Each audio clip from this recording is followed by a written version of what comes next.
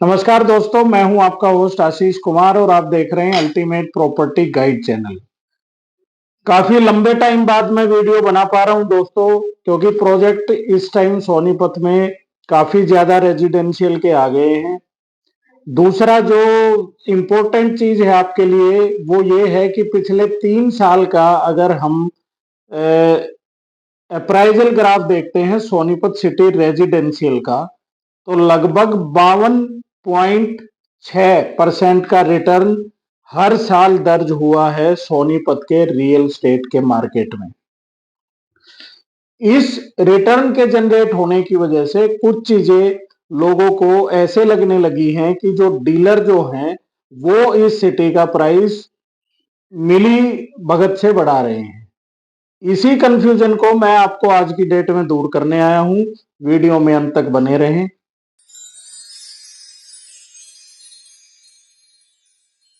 इस डाउट का सबसे पहली चीज मैं आपको ये बता देता हूं दोस्तों कि एग्रीकल्चर लैंड से सबसे पहले वो रेजिडेंशियल में कैसे कन्वर्ट होती है। सबसे पहले जो बिल्डर है वो अपनी लोकेशन फाइनल करता है, वो लैंड की कनेक्टिविटी देखता है कि कहाँ से उसकी बढ़िया से रोडों से कनेक्टिविटी मिल जाए, कहाँ उसका मेन टाउनशिप वो ला सकता है और मेन एंट्री उसकी किस मेन रोड पे बन सकती है। यहां से एक बिल्डर का काम शुरू होता है। उसके बाद बिल्डर उस लैंड को चिन्हित करता है। चिन्हित करने के बाद जितने भी आपके एग्रीकल्चर के जो ओनर होते हैं, जो अपने किसान भाई हैं, उनसे वो जाके एग्रीमेंट करता है और लैंड की परचेजिंग करता है और इस लैंड का प्राइस तय करता है उस एग्रीकल्चर का ओनर, यानी किसान ये तय करता है कि मैं अपना 1 एकड़ या 2 एकड़ या 5 एकड़ कितने प्राइस में दूंगा। उस प्राइस पे जाके एग्रीमेंट होते हैं। एग्रीमेंट होने के बाद वो लैंड परचेज कर ली जाती है बिल्डर के थ्रू। फिर बिल्डर की एक टीम उस पे वर्क करती है कि इस तरह की हम टाउनशिप लेके आएंगे, ये उसके नॉर्म्स हैं। उसमें डेवलपमेंट कॉस्ट निकाली जाती है कि पर एकड़ में उनकी डेवलपमेंट कॉस्ट क्या आ रही है। तो डेवलपमेंट कॉस्ट को फिर परचेजिंग प्राइस में ऐड कर दिया जाता है।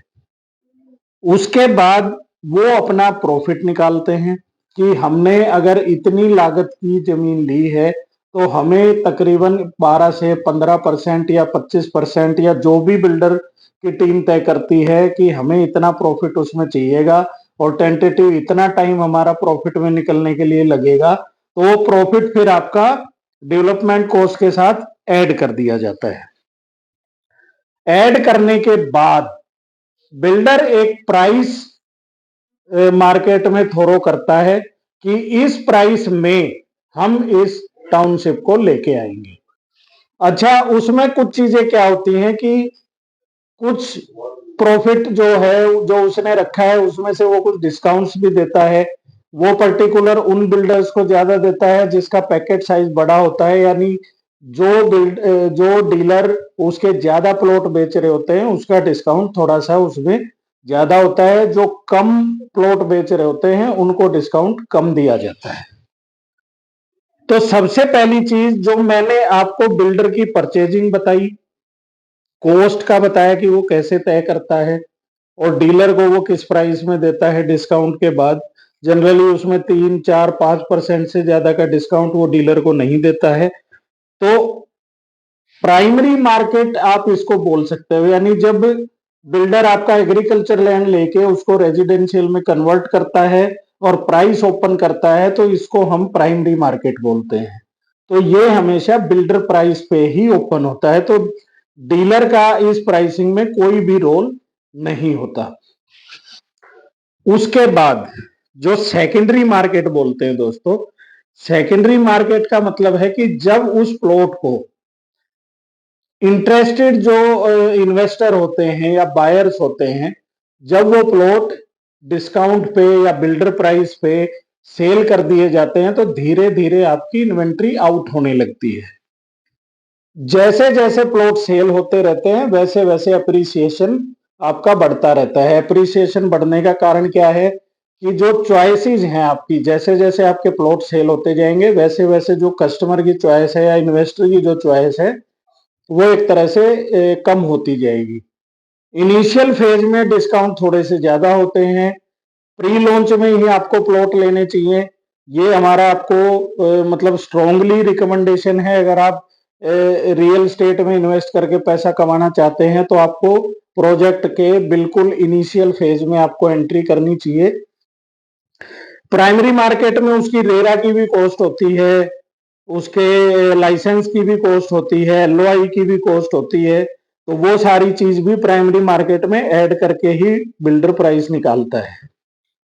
धीरे धीरे जब प्लॉट की इन्वेंट्री जब खत्म हो जाती है, उस केस में भी जब प्लॉट इन्वेस्टर या बायर के पास चले जाते हैं तो बायर फिर उस हिसाब से उसको एक तरह से होल्ड करके रखता है कि मैं इतनी परसेंट पेमेंट इसकी कर सकता हूं।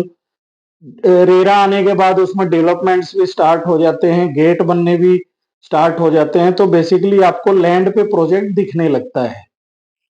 जब किसी भी लैंड पे डेवलपमेंट दिखती है दोस्तों, तो ऑब्वियस सी बात है कि उस पे जो नए बायर्स हैं या जो उस टाइम पे प्लॉट लेने से चूक गए थे, तो वो दोबारा से उसमें एंट्री करते हैं कि ये टाउनशिप तो आ गई है, इसमें रोड भी बनने लग गए हैं, तो ऐसे रेरा आ गया है, तो कोई इशू उसमें ज्यादा कुछ रहता नहीं है और कॉन्फिडेंस जो बायर का है वो ज्यादा उस साइड पे आ जाता है।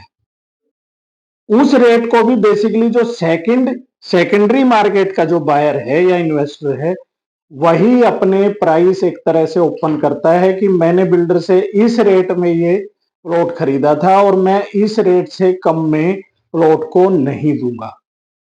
सेकेंडरी मार्केट में भी डीलर प्राइस नहीं बढ़ा सकता दोस्तों, क्योंकि कोई भी डीलर अपने पास प्लॉट नहीं रखता है। ज्यादातर प्लॉट आपके बायर और इन्वेस्टर्स के पास चले जाते हैं। तो प्राइमरी मार्केट में जो प्राइस तय करता है वो बिल्डर तय करता है और सेकेंडरी मार्केट में जो प्राइस तय करता है वो आपका बायर करता है। एक तरह से बायर जब ओपन करता है तो धीरे धीरे ऑप्शन या जब आपका अप्राइजल उस प्लॉट पे होने लगता है तो ये प्राइस इनिशियल फेज में 2-3 हजार रुपए का अप्रिसिएशन आएगा।